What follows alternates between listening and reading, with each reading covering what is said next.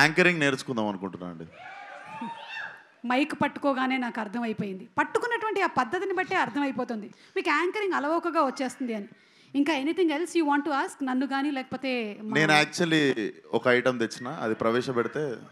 ఒక ఐటమ్ తెచ్చారు? ఎస్. ఒకసారి నాకు తెలియనటువంటి ఆ ఐటమ్ ఏంటో ఒకసారి స్క్రీన్ మీద ప్రవేశపెట్టండి. అయ్యో నేను చెప్పలేదురా నాయనోయ్. ఒకసారి మధ్యలో ఉండేటువంటి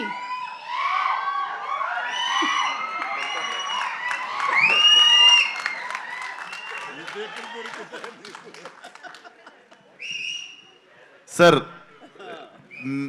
ఎట్లుండే సార్ ఎక్స్పీరియన్స్ అసలు ఆ గెటప్ వేసుకుని అసలు ప్రపంచం ముందుకు రాగానే?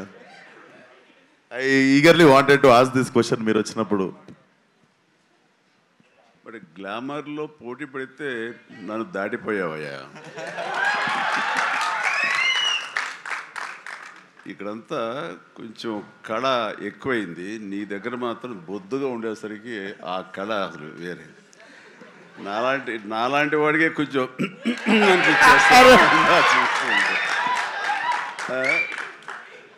చూడాలి, సినిమా చూసిన తర్వాత తట్టుకోగలమో లేదో.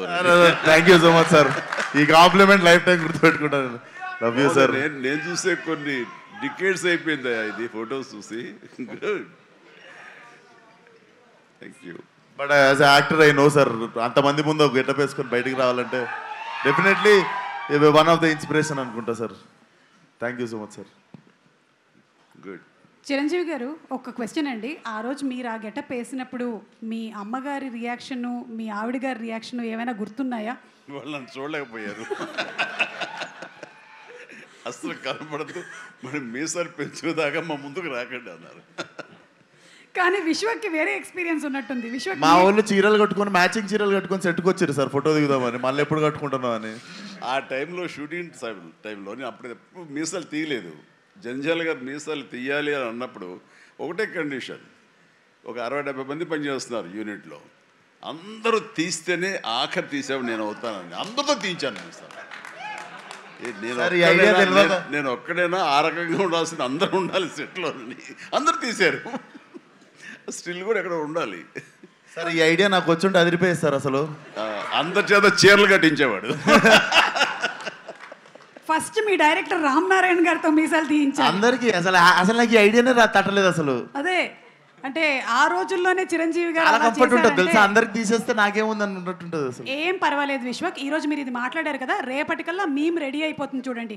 మీ మొత్తం డిపార్ట్మెంట్ అందరికీ కూడా మీసాలు గడ్డలు తీసేసి మా వాళ్ళు ఫోటోలు రెడీ చేసి పెట్టేస్తారు. ఎందుకు మీ ఫ్యాన్స్ అంతా చీరలు కట్టి వెళ్ళమని థియేటర్కి వదలొద్దు ఐడియా. చేసేస్తారు సార్ వాళ్ళు పాప మాల్కి.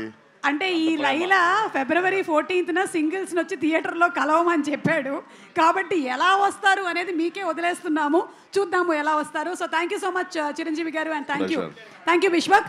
ఓకే, సో ఐ థింక్ ఈ మొత్తం సినిమాలో ఎవరికైనా చాలా టఫ్ కాంపిటీషన్ ఉందంటే పాపం హీరోయిన్కి.